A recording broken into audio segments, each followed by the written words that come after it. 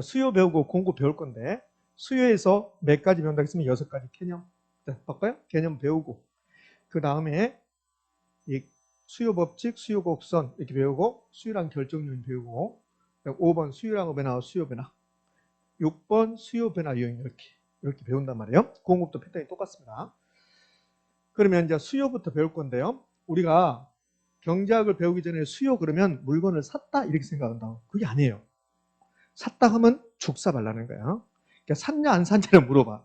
수요가 산 겁니까 안 산 겁니까 물어본다. 안 샀는데요 그러네. 그럼 어떻게 사고 싶은데요. 그게 수요예요.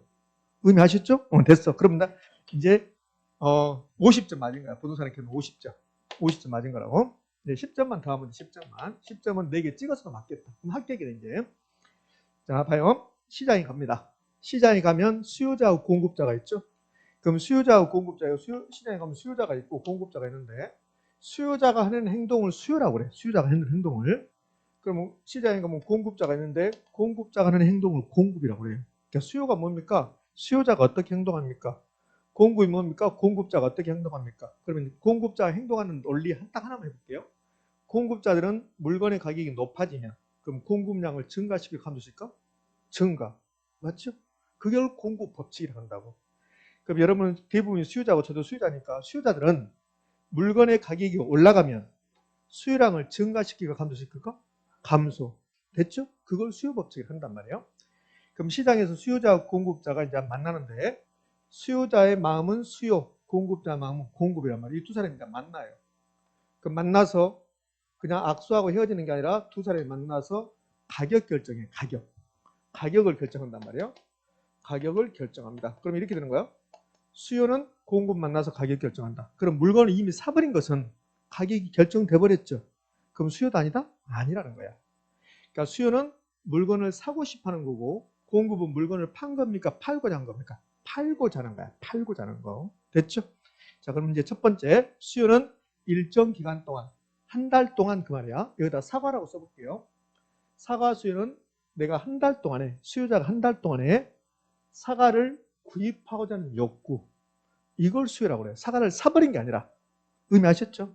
그럼 그대로 이 느낌 그대로 공급으로 가볼게요. 공급의 개념. 사과 공급은 사과 공급자가 한 달 동안에 일정 기간 동안에 1년 동안에 또는 일주일 동안에 사과를 팔고자 하는 욕구입니까? 팔아버린 겁니까? 팔고자 하는 욕구. 그럼 수요와 공급이 똑같잖아요. 제가 그렇죠?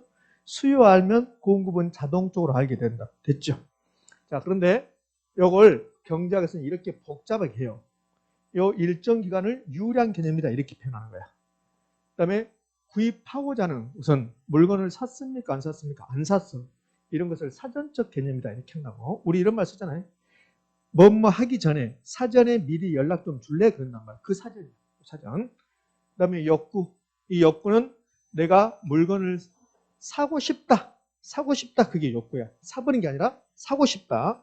근데 이 욕구는 두 가지 의미를 가지고 있는데 이 욕구는 이제 유효수라고 하는데 좀 이따 설명해 드릴 거예요. 이 욕구는 막연히 내가 물건을 사고 싶다. 그게 아니에요. 그럼 그게 아니고 뭐냐면 내가 물건을 사고 싶고 또 돈도 있어야 돼. 그냥 막연히 물건을 사고 싶다. 그게 수요가 아니라 수요는 공급 만나서 가격 결정해야 돼요. 자, 그러면 내가 서울에 타워팰리스를 사고 싶은 마음은 있어요.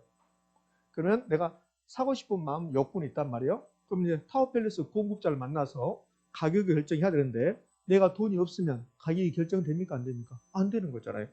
그래서 이 욕구라는 것은 사고 싶은 마음과 돈도 있어야 돼요. 그 살 의사도 있어야 되고 돈도 있어야 된다. 그걸 우리는 유효수요다 이렇게 해요. 자, 좀 더 학문적으로 합니다.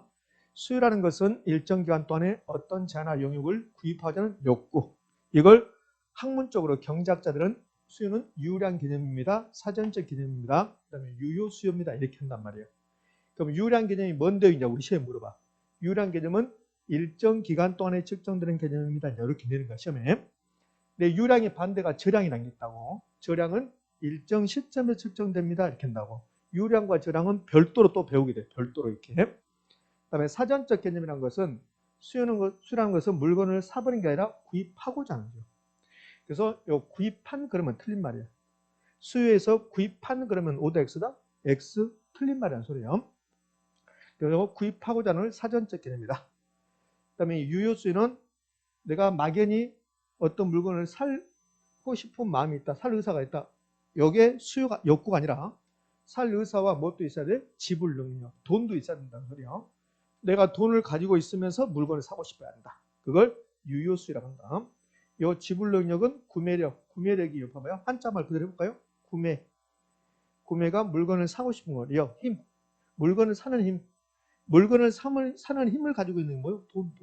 돈이잖아요. 물건을 사는 힘을 갖는 게 화폐의 힘, 돈의 힘이 물건을 사는 거라요. 구매력이야. 그럼 이 말은 유효수는 내가 물건을 살 의사도 있어야 되고 돈도 있어야 한다. 돈 있으면서 물건을 살 의사가 있어야 한다. 이걸 유효수라고 합니다. 이게 이제 학문적으로 수요의 개념적입니다. 이렇게. 자, 이 중에서 가장 시험에 자주 등장하는 것은 사전적 개념이에요. 그래서 구입한 그러면 틀리고 구입하고자 한다. 이렇게 나오고요. 그럼 이제 수요라는 개념이 있는가 하면 수요량이라는 개념도 있어요. 그러면 수요량이든 수요든 간에 수요가 나왔습니다. 수요가 나오면 물건을 산 겁니까? 사고 싶어 하는 겁니까? 사고 싶어 하는 거죠. 그러니까 수요량이라는 것은 일정 기간 동안에 구입하고자 하는 수량이에요. 그러니까 구입한 수량 그러면 틀린 말이야. 이 구입한을 사후적 개념이야. 사버렸다는 소리야. 그럼 수요는 사후적 개념이라 사전적 개념이다. 그러니까 수요에서 구입한 그럼 무조건 X. 구입하고자 한다는 거예요. 뭐 최대 수량 이런 별로 의미가 없는 거고 수량이다. 나중에 이제 배우게 될 거니까요. 그럼 아직 공급을 안 배웠지만 공급량으로 해볼까요? 그럼 공급량은 물건을 판 겁니까? 팔고자 하는 겁니까? 팔고자 하는 거야. 팔고자. 그러면 공급량은 물건을 팔고자 하는 수량이라고. 그 판매한 수량, 그 뭘까 있을까? X가 되는 거야, X. 그러니까 여기서는 지금 딱 하나 알고 가는 거야. 수요든 공급이든 사전적 개념이라는 거야. 사전적 개념.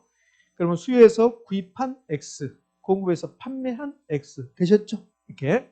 자, 나중에 이제 수요량이 최대 수량, 공급량이 최대 수량에서 나중에 배우고 이 화면에서는 수요든 공급이든 사전적 개념이다. 딱 그 하나 하는 거예요. 그럼 이제 출제했던 것은 최근에 기출되는 거 볼까요? 여기는 30회 때 나왔습니다. 이거는 27회 때 나왔네요. 자, 일반 수요량이죠? 그럼 수요량은 여기네요.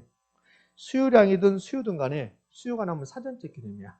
그럼 수요량 일정 기간에 실제로 구매한 수량이다. OX, X. 구매한 그러면 X가 되는 거예요. X 이렇게. 되셨죠? 자, 그 밑에 2번 공급량이 주어졌습니다. 수요량이든 공급량이든 사전적 개념이야. 그러면 2번에 공급량 그러면 판매한 그러면 X가 되는 거야. 판매하고자 하는 이렇게 돼. 판매하고자 하는 수량. 공급량은 주어진 가격 수준에서 공급자가 공급하고자 하는 수량인데 그 수량은 최대 수량. 아까 제가 최대는 말 안 했습니다. 최대 수량이다. 이 최대가 빠져도 상관없어요. 수량인데 공급량은 일정 기간 동안에 공급자가 팔고자 하는 수량인데 그 수량이 최대 수량이 되는 거야. 그러니까 최대란 말이 빠져도 되고 들어가도 상관없고. 그럼 이건 5입니까? X입니까? 5. 1번은 수요량이 사전적 개념인데 지금 사후적 개념으로 표현하고 있어요. 2번 공급량이 사전적 개념인데 공급하고자 하는 사전적 개념으로 표현하고 있습니다. 되셨죠? 이렇게요. 여기 지금 1번이 30회 때인데 2번이 27회 때잖아요.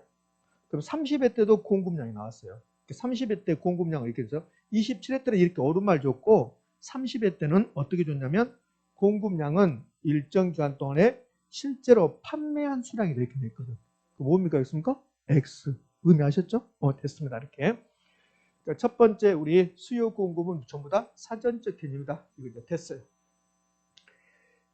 그럼 이제 수요에서 개념이 중요한 말인데 수요에서 6가지 배우는데 가장 중요한 게 6번의 수요 변화 요인이고 두 번째로 중요한 게 수요의 개념이에요.